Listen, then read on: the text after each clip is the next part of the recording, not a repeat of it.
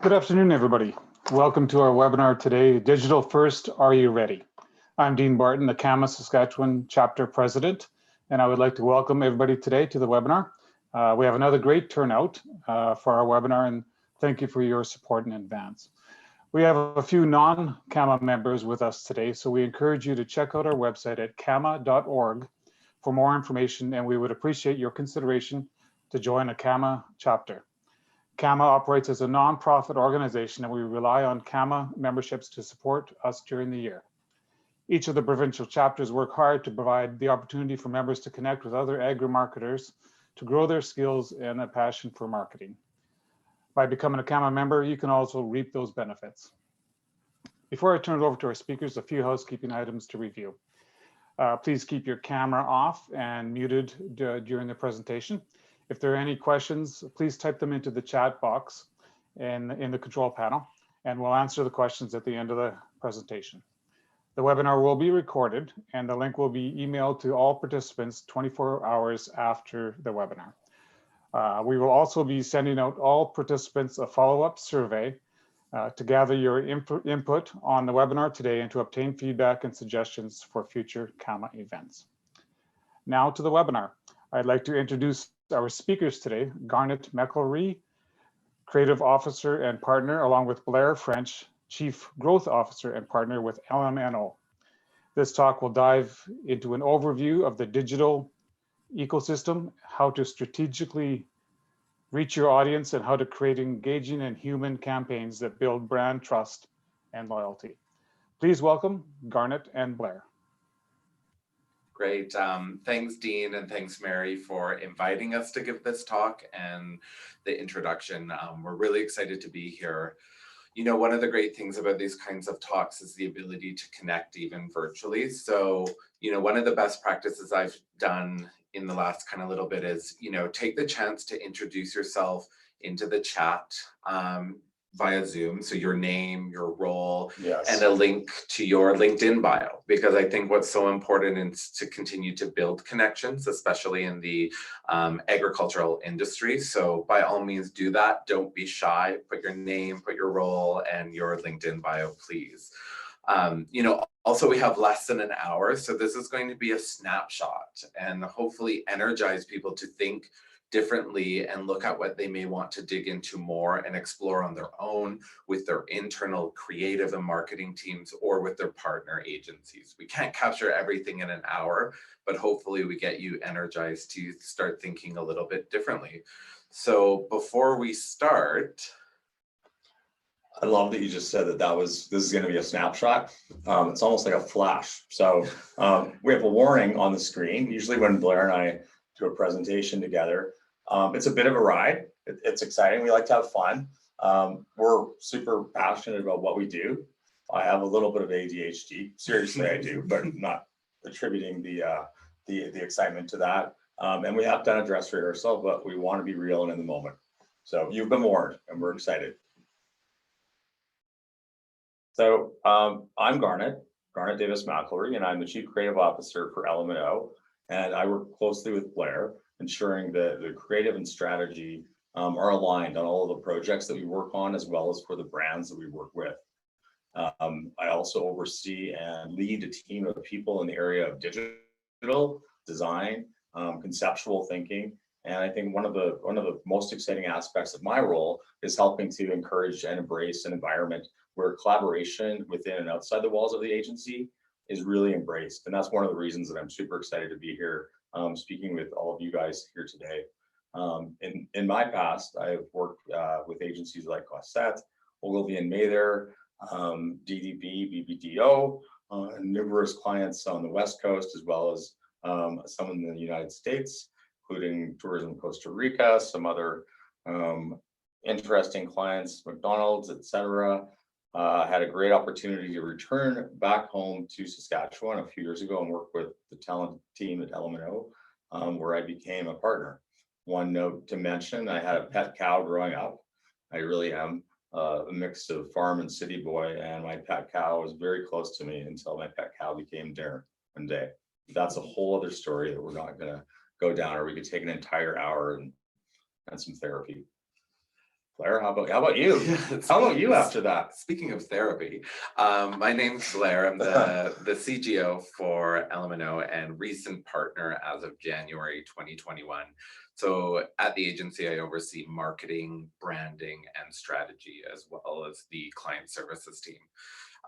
At heart, I'm a mountain enthusiast. I'm a backcountry skier, a bit of a hermit, which may be surprising giving this a talk, but you're probably curious how with all of that, I ended up in the flattest place in the world. And that definitely involved a few beers and a few drinks.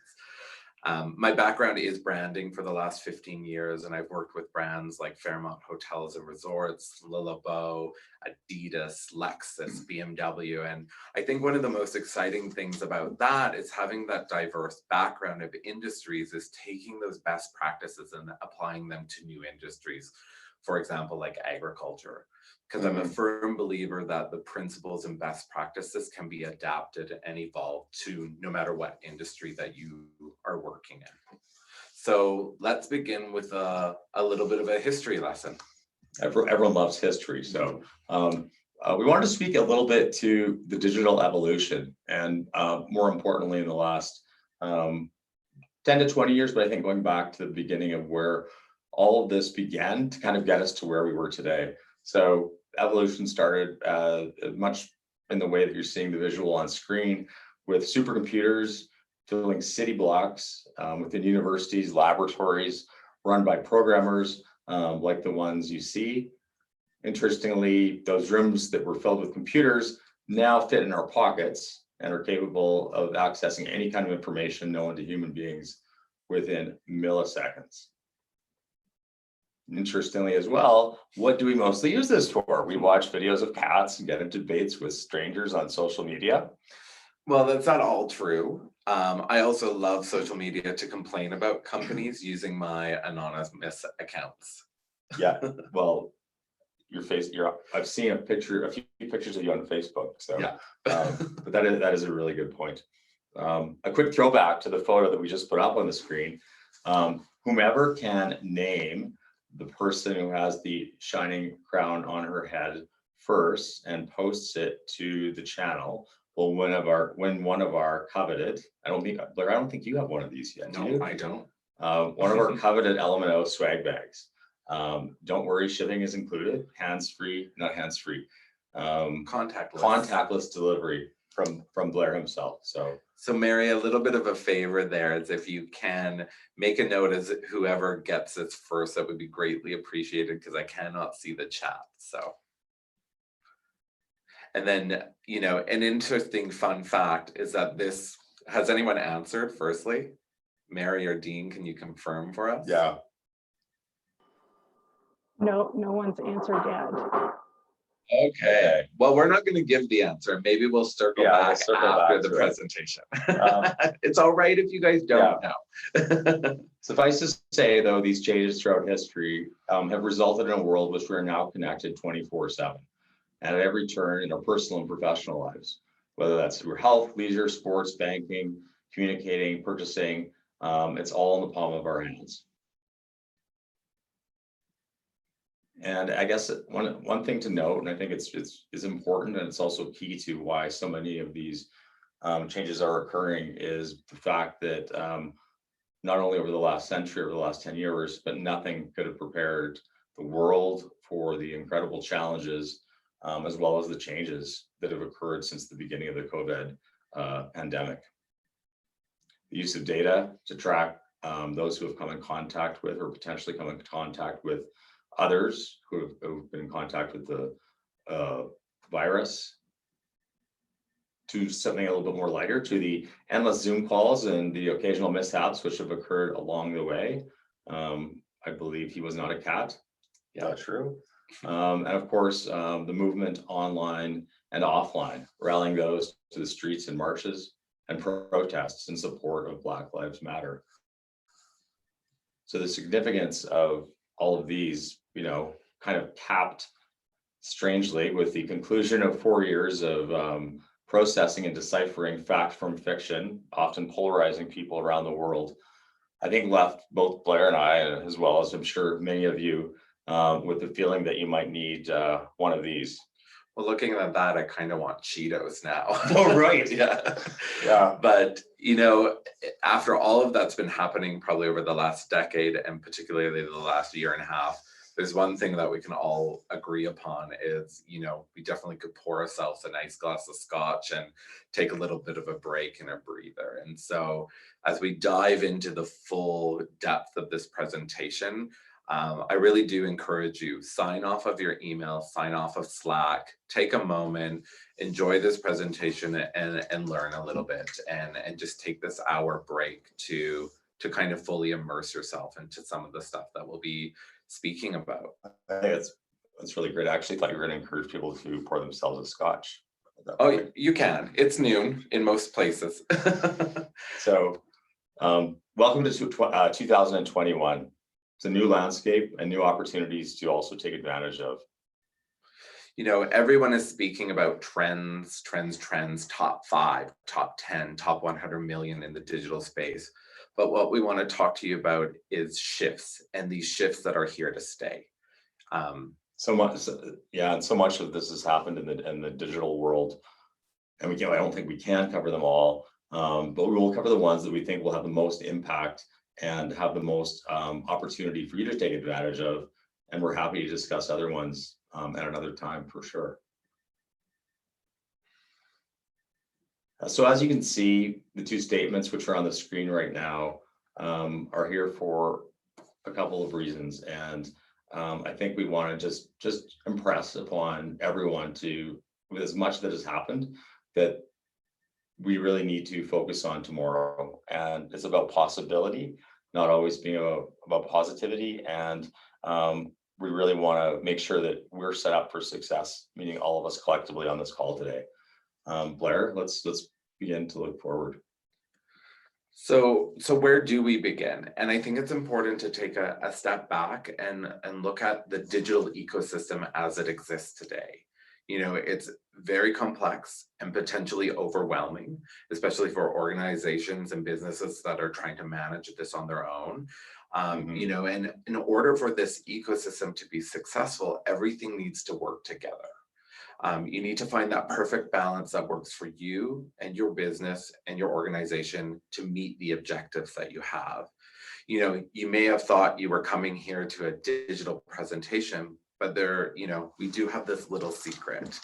Everything we do as a business, as marketers, as branders, creatives, designers, is not about thinking digitally. It's about understanding people and the human connections that we're trying to create. The key to your success is not knowing the digital ecosystem, but understanding your consumer and how they fit into it. There are only 2 ways to influence human behavior. You can manipulate it or you can inspire it. And as a creative agency, LMNO always aims to inspire. In doing so, you're creating an authentic connection that people are open to and willing to connect with. So we're going to spend a little time before we get into digital learning about people. So looking at the slide, we have a little poll. So Mary, do you mind launching the poll for us?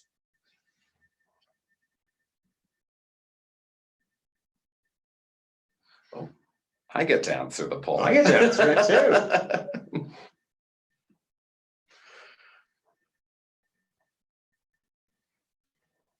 We need the Jeopardy soundtrack. You're gonna do that.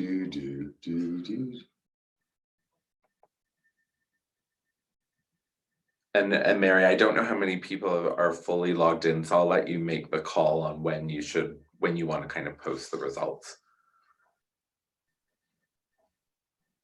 Well, the results are still trickling in, so we'll just give it a. Sure. Don't be shy, you guys. There's no right or wrong answer. Well, maybe there is. That's what you told me earlier.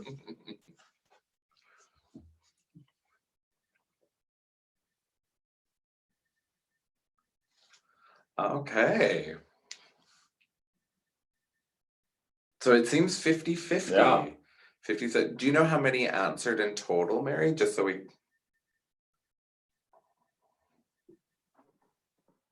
Yeah, there's just over.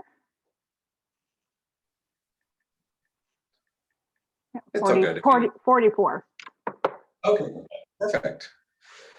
So I appreciate everyone taking the time to answer it. And, you know, it's an interesting mix, and it kind of made me feel a little bit more optimistic about kind of how people are approaching understanding consumers. So as you can see, executive ed has shifted to be a little bit sad here. And, you know, we need to stop looking at personas and consumers as individuals, as one individual. You know, you cannot you cannot determine your consumers by defining them or associating them with the characteristics of one. And in addition, people are way more complex than this. You know, often enough, I find ad teams focus too much on this type of persona, in this example, executive ed, and they miss opportunities to better target their consumers. And often these types of personas become so outdated, and even more so now with these digital shifts happening, that's true more than ever. Well, I think one of the things you're speaking to, and that we spoke before, is the fact that we can target and talk to people based on their interests. Yeah. And the perfect example is a misunderstanding is, I remember the news during spring break in Florida where everyone was blaming at the beginning of COVID millennials partying in the bars, millennials partying on the beach. And unfortunately, it wasn't millennials. They were at home with their mortgage, raising their kids. It was that kind of Gen Z generation. So you can see how quickly, if we define them with these more typical demographics, that they become outdated quite quickly. And if you're using those to make, you know, pretty important decisions, most likely you're making not the best decision for your organization. Or you're missing what you really wanted to capture out of that targeting. Yeah, exactly. And now don't get me wrong, there's a lot that you can take away from those traditional aspects of demographics. So whether it's Gen Z, millennials, Gen X, and baby boomers, there are trends because they grew up together. They grew up with the same technologies. So how we as an agency use these more traditional demographics is basically their behaviors. How are they consuming content? Millennials in the social media space are huge on Facebook usage. Gen Z, it is Instagram and TikTok. Gen X, unfortunately, I don't remember because they're remembered as the forgotten generation. And baby boomers, I know, I feel bad for Gen X. They always get the short straw. And then baby boomers is a weird shift. In interesting talking to our media buyer is they were Facebook, but now all of a sudden these baby boomers are getting much more involved in TikTok. So it's really interesting to kind of see and track those behavior consistencies amongst these demographic groups. But, you know, that doesn't kind of answer, you know, that idea of really trying to understand and connect to your consumers. So what do you do when you start to not look at those traditional ideas of personas? You know, what's really interesting is that agnostic of demographics, I said we weren't going to talk about top 5 lists, but there are top 5 things that consumers expect from brands. You know, these are things like sustainability, seamless experiences, genuine connections, personalized experiences, and transparency. So taking all of this information, you know, one of the things, you know, I wanted to focus on is this idea of personalized experience, because it might seem to be a bit contradictory if we're saying, hey, you just got rid of executive ed. He doesn't exist anymore. So how can I make experiences personal when we don't have that persona to build our marketing around? And this is the idea is we want to focus on the idea of what I'm deeming the tribal concept, where we really focus on those key interest groups within those traditional demographics. So for example, let's take Gen Z. We've highlighted, or we know based on third-party research and primary research as well, there's 4 large interest groups within Gen Z. 1 being the musician, 2 being the gamer, 3 the entrepreneur, and 4 the global citizen. So as a marketer, what you can do is create content and advertising that appeals to these large influential groups within Gen Z. Now, for example, gamers, 92% of males play games online, streaming. right? So that's a huge demographic. So you can appeal to them and create that thing, around. So for example, if you're a telecom company or an internet provider, create content around that appeals to the fact that your streaming services, your internet connection will allow them to play their games uninterrupted and not allow them to get frustrated if they have a disruption of service. So you can really speak to these individuals at that personal level, not simply going, "Dear John." Mhm. There is something as a brander, as a marketer, as we are fast into this digital evolution, digital progression, whatever you want to call it, is that the 40% of the purchase power in the next couple of years will be influenced by Gen Z. And as part of that, even at LMNO, we're looking at our recruitment process so that we can better understand this very unique demographic. And if you aren't spending a little bit, so even if Gen Z isn't your consumer or a person that you are trying to attract, they soon will be. And they are actually influencing all other demographics on how they act online, how they purchase, because they have so much clout and so much purchase power that this generation cannot be ignored, and you should be putting a little bit of emphasis on it. And why it keeps me up at night is because of individuals like this. They are a unique demographic, they are diverse, they are knowledgeable, they have everything at their fingertips.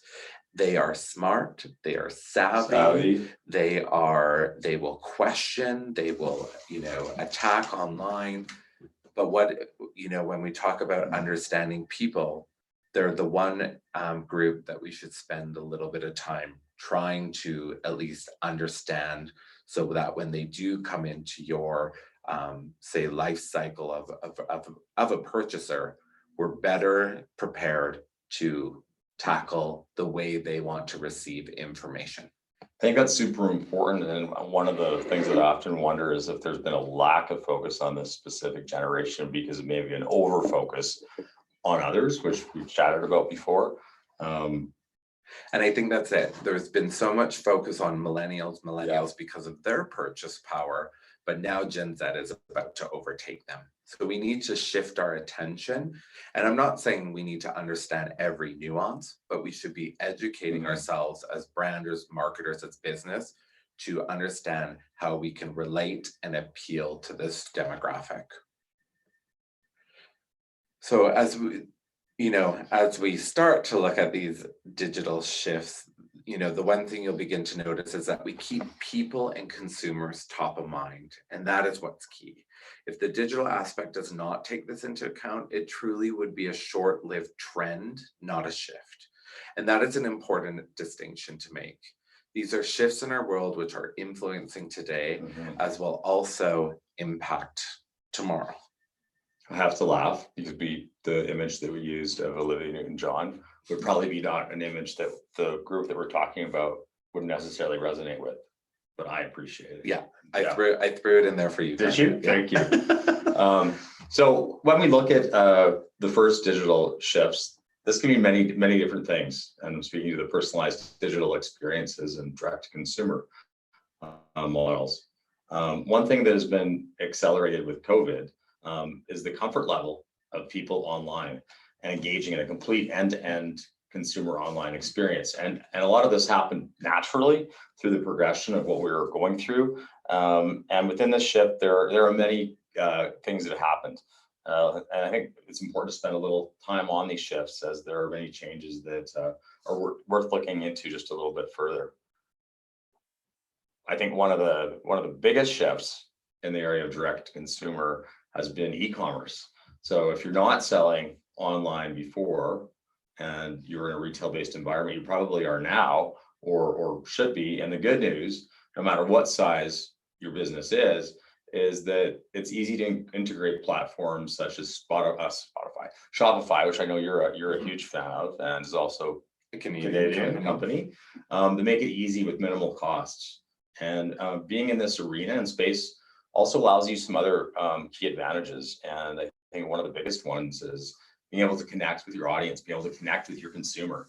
And I think that's also what we were speaking to earlier about understanding and knowing more about who we're working with. So knowing exactly who they are allows us to gain insight into really what drives them. And like some of the other benefits are without a retailer in between, that transaction then becomes a direct transaction, which means better margins. So may not be as many customers per se to begin with, but better margins. I think we also saw the rise of the local mom and pop shop break through the barriers of large e-commerce platforms directly to their audience. And I won't tell you what the image here represents, which e-commerce platform, because I think we all are very familiar with it. But I think that was an incredible accomplishment during a time of great challenge, and to see that uprising. And then when we look at the opportunity for people to support local, and as important as local has been to small business, the ability for small business to be able to broaden their horizons, to reach a wider audience. Part of what's happened is there's been it's almost a push more than a shift in this case for people to become online and become savvy in this area. It's also an opportunity though to extend the reach and have a different understanding of how we're communicating with people, and giving our customers and the people that we're working with their own voice that not only connects with them, but provides, and you talk about this often, social proof. Reviews, the sharing of product feedback, et cetera. And this is one of the most powerful ways of increasing your brand awareness as well as your likability. So even if you don't sell online, there is a lot that companies can learn from e-commerce focused companies. They're focused on user experience, creating seamless customer journeys. And these principles can be applied to websites, online apps, all in order to create better results. Yeah, and I think Garnet nailed it there, is even if you don't sell online, these principles are so powerful that if you're looking to revamp your website, you're looking to, get more, create that user flow that is seamless, look to companies that are doing it well. That Shopify experience from when a person lands on that e-commerce site all the way to checkout, all the way through to fulfillment, and that continued engagement with that individual is something that can be brought into any email campaign, any email tactic, any online. So I think that's what's important. We're talking about e-commerce, but all of that really great stuff transcends industry. A big shift as well has been social commerce. So social media has changed a lot for businesses. In the beginning, companies felt they needed to be on every platform and be everything to everyone. So we're seeing a shift of businesses to cull their social media, and companies are focusing on the platforms that help them meet their business objectives and really where their consumers are. And it's all right to cull social media. It's all right. I call it, you can kill off a channel. That is fine. And if anything, that's my key takeaway is don't have Twitter just because the idea is you need to be on Twitter. That's the wrong reason to be there, because that takes money, that takes time and human resources to maintain and build that channel. So it's okay to say, you know what, we're going to back away from that. But what's interesting is just because you're not there organically to build a community doesn't mean you can't take opportunity from on those channels from a paid perspective. So for example, you could do, if you don't have a Twitter handle, you can do Twitter ads. You can do different Facebook ads and then bring them, and look at it that way. And additional to social channels, they've migrated not just for consumers to explore and engage with brands, but are now acceptable and welcome platforms to sell and make it easy for consumers. So right now on the screen, you are seeing Aritzia, another great Canadian brand. Is the image itself is just an image to begin. And if the consumer is interested, you simply touch the image and all the pop-ups occur for what can be bought by that consumer. So the consumer is choosing to engage to find out what they can buy, and Aritzia is making it easy for them to then click through to the e-commerce platform. It doesn't feel as forced this way. Before we click to the next image, or the next slide, a couple of things I think are super important that you just highlighted. One of them being that the consumer is the center of the journey. They're picking the path where they want to go and how they want to engage. The other thing that I think is really relevant, and again, this is regardless of being in e-commerce or not, the focus on high quality visuals and creating that seamless experience so that whether you're focusing on clothing or you're focused on agriculture equipment, the attention to detail and that experience that someone's able to get close enough to something that they actually feel that there's something, that engagement has occurred, has never been more important. Maybe that was a good segue to the next slide. And I think a great example of this is Pinterest. The visual appeal that this platform has had and continues to have, we kind of knew it was only a matter of time before product integration as well as catalog functionality began to be seen within Pinterest, and an actual click through to the point of purchase has occurred. And I think this is a Levi's example, and this is just starting to explode. And I think the stat that we have here is that the user base for Pinterest, for those of us who thought that Pinterest was mostly for hobbyists and interior design, has exploded 26% to being $335 million last year. So the investment in Pinterest on the end of a marketer can have huge rewards as it's becoming a platform integrated into many more cross-platform opportunities. Something else that's been really interesting that's happened, I think I've seen the skip the dishes guy go by your place a few times. Yep. I know he's been by our place, is being confined to our homes. What were once considered staple purchases, not particularly popular in the digital realm, now becoming part of the consumer purchasing experience as a whole, with everything from meals to copious amounts, potentially, of wine. And this is only expected to grow.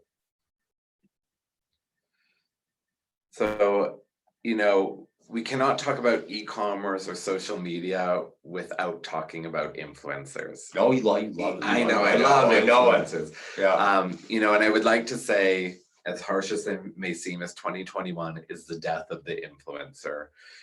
I personally might be a little jaded working with an aesthetic company out of Europe and working with a lot of influencers in the beauty and cosmetic realm, is we poured tens of thousands of pounds into working with these influencers without really seeing any ROI.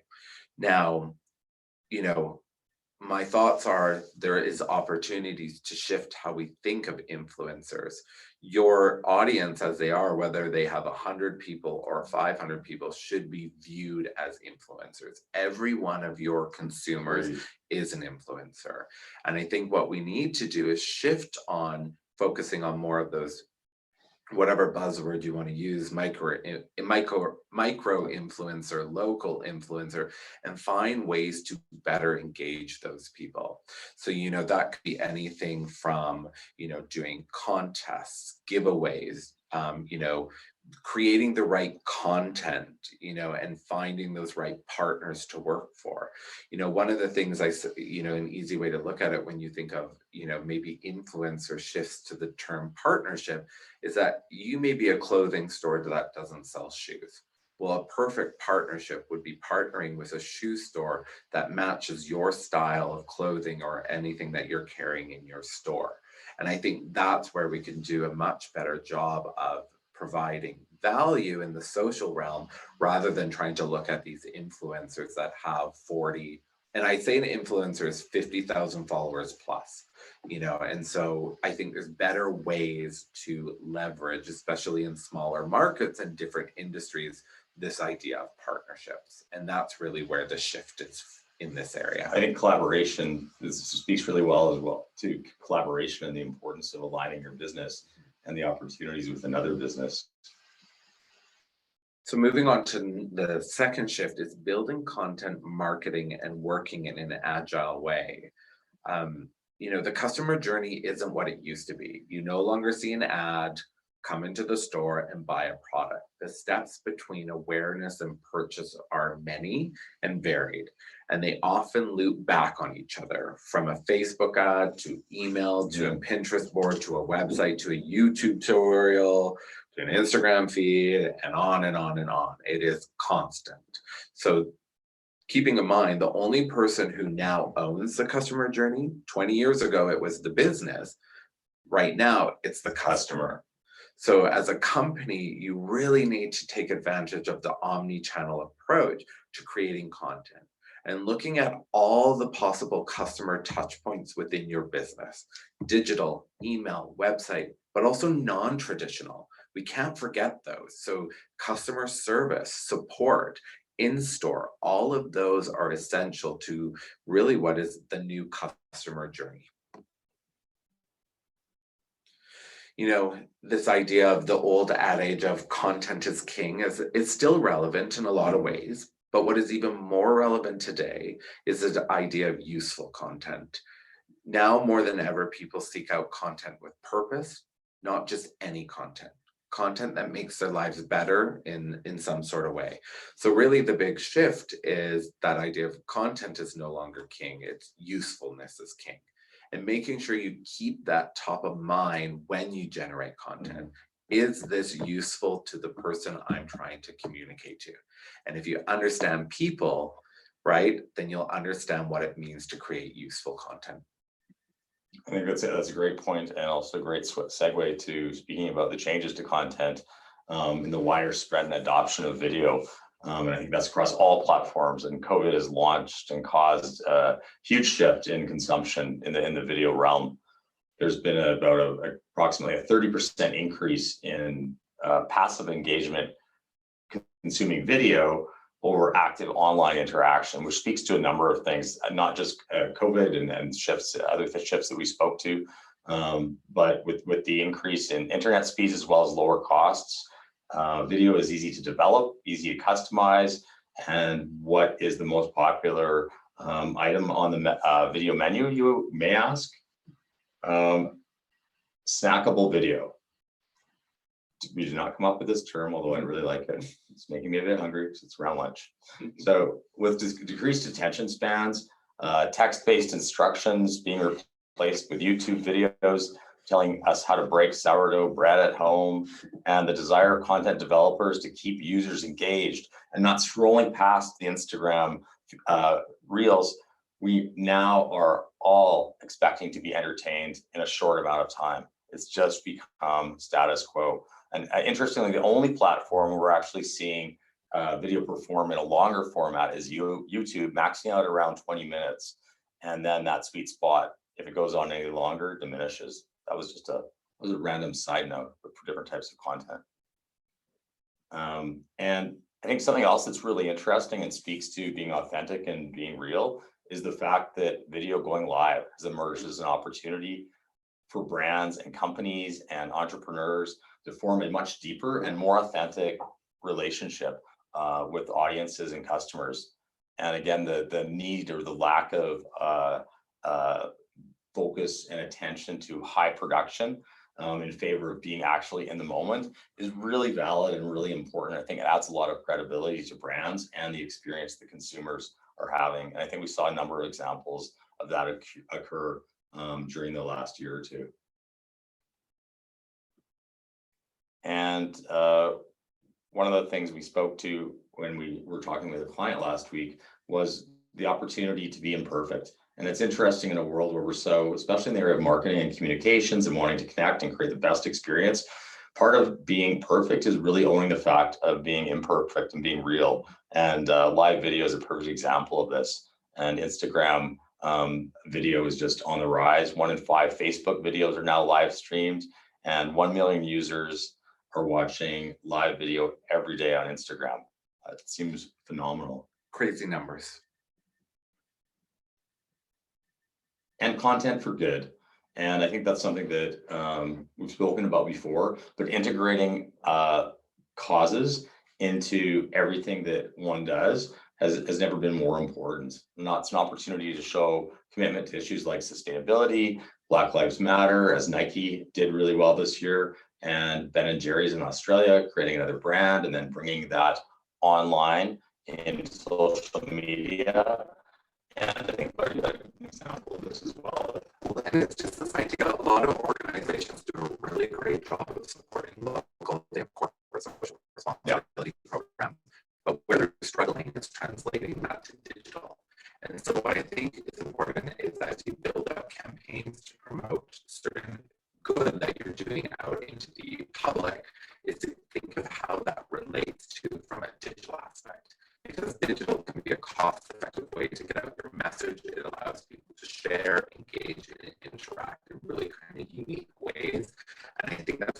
So as you create some of those really interesting brand or corporate social responsibility campaigns, to really think of it from a digital first perspective. And I think that's where you're going to get some really unique and powerful creative. I think that's absolutely right. And I think it also allows people to be timely, timely as opposed to reaching out and working with PR, for example.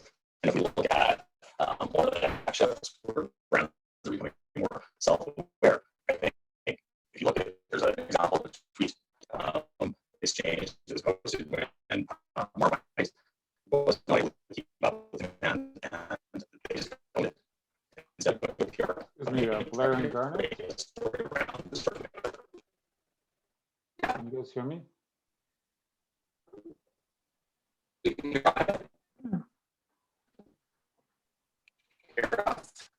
Yeah, Blair and Garnet, something's going on with the audio. If you want to just try that section again. We're having a hard time to hear you. We can see you, but audio wasn't good.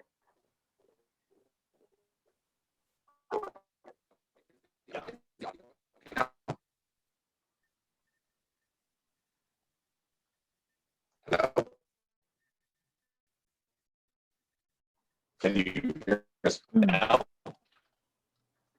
It's not great. No, something just happened.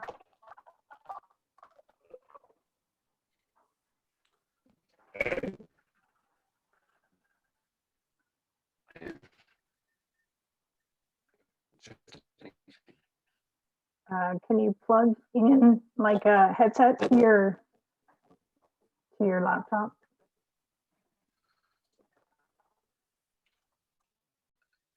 No, because we're in the same room using the speaker. I can grab my AirPods.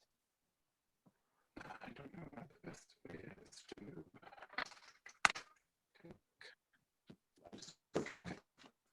I'm gonna try this.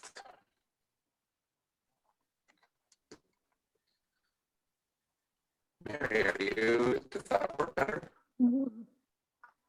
No, it doesn't.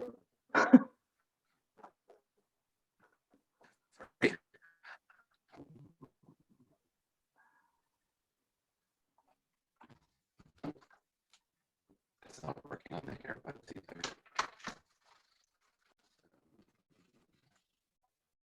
I don't know why we didn't do anything differently. No.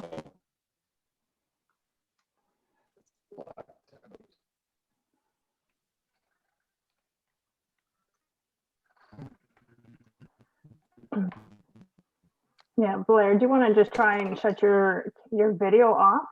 That might help. So we could maybe just hear you, see your screen, but not your video.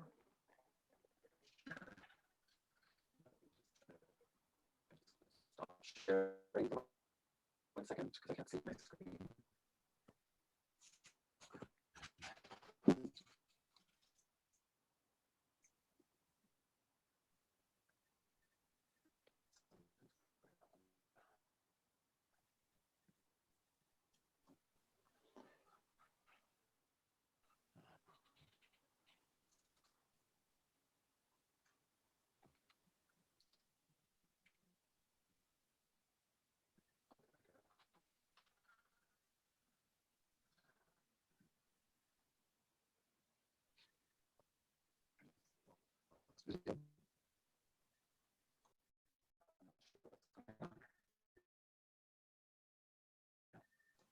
Sorry, everyone. Yeah, thank you for being patient.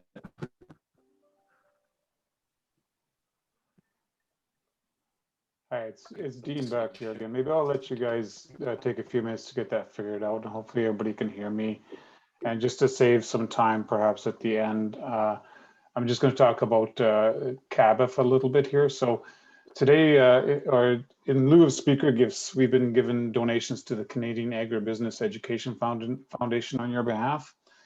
So CABIF provides scholarships to post-secondary students enrolled in agricultural programs across the country, and are helping to support the next generation of agri and food marketers. So it's very important that we support those associations.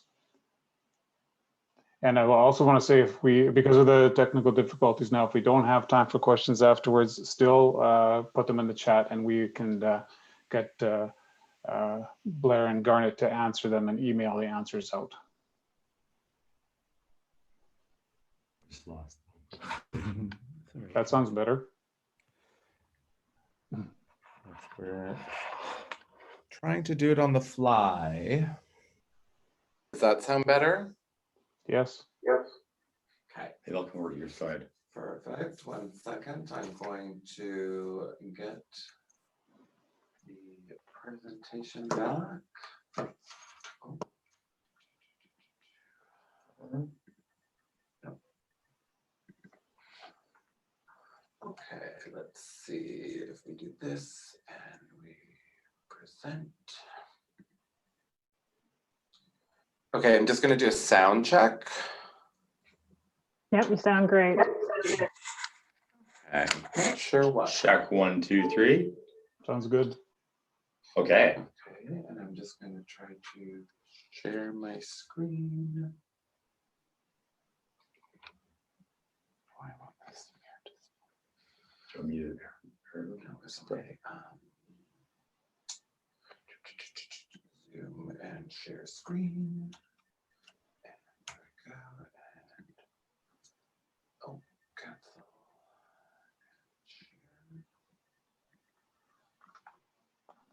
Okay, does that work? Can everyone see my screen and it's Marmite? What an image to leave everyone on. Sorry, does that work, Mary? Yeah, it's great. So that was I'm a great segue from being live streaming and being real, right? So yeah, great job, guys. Nothing more authentic than that. And I have to say, we got new technology in our office last week, and Mary and Dean were so patient earlier to get this all working, and then all of a sudden it crashes near the end. So Apologies. So let's good, start guys. with brands you. becoming self-aware. We're owning our mistakes. We're owning our mistakes. Nothing better than having an actual real life example to take advantage of. We just need a cat or a child to walk in right now, and we're good. Oh, we're really good. So let's start on the Marmite. Yeah. So Marmite, taking a challenging situation of not being able to produce, turned that actual tweet into a campaign, which was super exciting because they were able to do this within a matter of a day or two, and owning the fact and making it something that was really, people actually had adoration for the company and the brand, and love it, hate it, just don't waste it. I think was just such a smart way of integrating what was actually happening and making it part of the brand. And then you see how they extended that reversely out of digital into the physical world. So I think there's another perception too, that things that are in digital come from outside. It can go either way. And I think that was so exciting to see from clients like Marmite. By the way, we were going to give a jar of Marmite away today, but nobody likes it, so we decided against it. If anyone does like it, let us know. We'll take care of it. One of the other super exciting things that we've spoken about for a long time between Blair and myself is the idea of content repurposing. At the moment, there is so much access to an incredible wealth of knowledge in terms of articles, perceptions, points of view. We have this obsession right now, and it's hard to get out of it, that everything that we need to be creating has to come from us. The opportunity to actually take content that's been used somewhere else, borrowing it, of course, using the right credentials and giving credit where credit is due, turning content into other forms, again, audio, into short forms of video, posting somebody else about someone else who has posted content out there and just giving credit to them. It's such an opportunity to not be so focused about duplicate content, but updating more often. And when you release new content, it's easier to get new traffic and refresh as well by using other content and optimizing for other platforms. Huge opportunity. And speaking of like other platforms, we speak of something in the news recently, which is Clubhouse. And Clubhouse really ties in nicely to the shift of voice marketing. And that really is the idea of, the podcast, for brands, voice marketing can be appealing alternative to costly video production, which is really nice. You don't have to hire a sound studio. It can be recorded at home using the plethora of apps available, you know, and really you can kind of catch people when they're out and about doing things. So 64% listen to podcasts or on streaming audio online while they're driving, 49% while they're walking, 43% listen while they're exercising. So it's a win-win. So you can directly and easily communicate with your consumer as they're multitasking and wanting to absorb potentially some interesting content. One of the things I noticed too with podcast is often the type of communication that's being done by the market isn't as sales driven. So getting what's relevant and what's Oh, hey, Blair and Garnet, we're losing audio again. Yeah. Oh, sorry. Yeah, it's bad. You were also, and then I went crackly and left us again.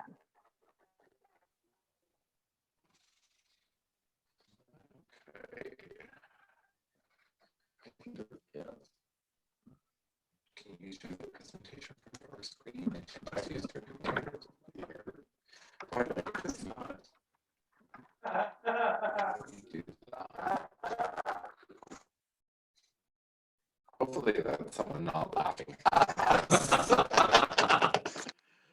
Laughing with. I can totally, if you can make it happen. Oh, sorry, no, that I unmuted myself. That'd be my son laughing in the background. Okay. Probably watching a YouTube video. Yeah, exactly. So no, now your video is awesome, or your audio is awesome. Yeah, sorry. but okay. So what I'm gonna do, I'm gonna bring your notes over here. I need the charger. This is live video. This is live video. Okay, I'm just gonna grab a yeah. charger. So we're gonna do it this way, and we're going to. Is this charger? Yes, please. Thank you. You guys can probably see my screen now, so stop sharing. Okay, and let's do.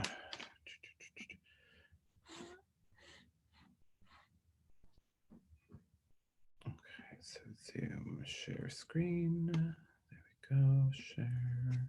Nice. And round. Okay, so how is audio? It's good. Okay, it's the new technology. Perfect. So I think what we'll do is we're going to breeze through, because unfortunately I'm going into a pitch presentation at 1, but I think the last kind of few sections are pretty concise. And so for number 3, what we're looking at is a greater percentage of advertising budgets will move to digital in 2021 with a more ads focus on understanding human behavior. So what does this mean? I think what they're looking at is every interaction that we do needs to be an experience. We did have a video, which we're not going to do, but we can speak. We can speak to it, and Mary will provide the link to this video so that we can send out in that email. And I think the important thing is when we talk about every experience being personal, etc., is that Lexus, when they launched this ad campaign utilizing Facebook's platform, is they actually created 1,000 different versions of the ad, which were very personalized based on the user's interests, not in a creepy way, but on the user's interests that would most appeal to them. So the video content that you're being delivered, I actually felt it was relevant and engaging. And that was a great example of data being used in a positive way and had a huge, huge success. So you've probably read in the news, cookieless future, what that means for third-party data and digital advertising. And I love this quote from our media strategist at LMNO here, Jenny. I'm not going to put the last name, so but she just said, calm the F down, is that the cookieless future is coming, but there are already solutions that are coming into play. Several through Google, several through unique parties. But really the kind of key takeaway here is we need to be aware and knowledgeable about these shifts that could affect online advertising. But what we need to do is not react, but challenge ourselves to go, okay, what can we actually do to mitigate any chances or risks that could come from the idea of this cookieless future? So really right now, what you can do, there's kind of 4 key things. 1, focus on contextual advertising. If you're an alcohol company, advertise in bars where your consumers are. It's simple as this. Contextual advertising was really popular just a few years ago, and now it's coming back. People-based targeting. Facebook is really unique because it uses identifiers to relate users and group them together. And this data is combined with first-party data so that you can really target customers in real time across devices and multiple channels. In essence, a little bit of a unicorn, which is super exciting. And then first-party data. This is something that I think is super important because a lot of organizations and companies have a lot more data than they think. Google Analytics is so robust and can give you behavioral information. But what's important is knowing what data you have and how to use it and pull out insights from that data. Talking about digital, one of the biggest sources of data is if you do have customer support, is how can you digitize the information that your support staff, your support team, your sales team, and there's some really interesting AI programs that help you digitize that information so that you can then pull that data and make better decisions, better marketing and business decisions to appeal to your consumers. It's also one of the areas that's the most untapped with the clients that we just had opportunities to work with in that area. And finally, we talked about it for length.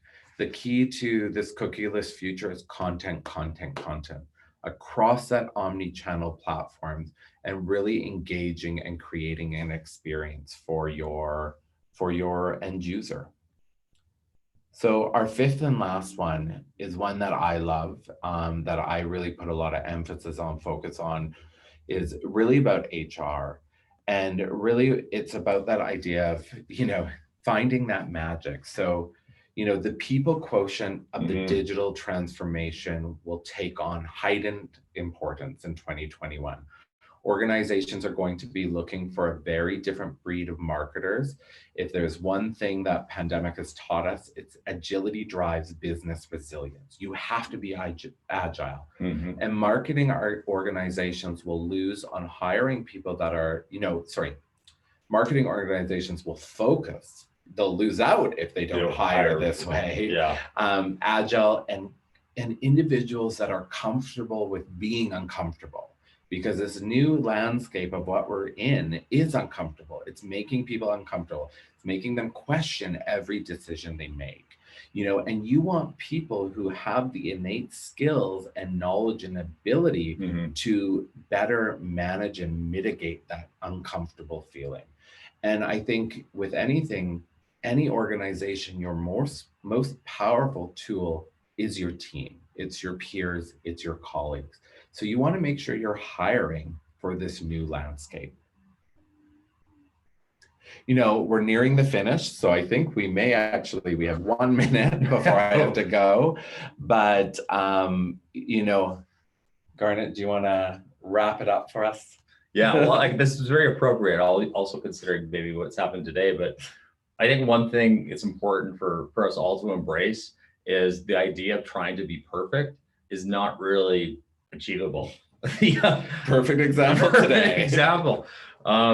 But just being able to embrace some of these shifts, they're important and significant shifts, but everything does not need to have to be perfect. Embrace the fact that your brand is always going to be in beta, and giving yourself the opportunity to just try things.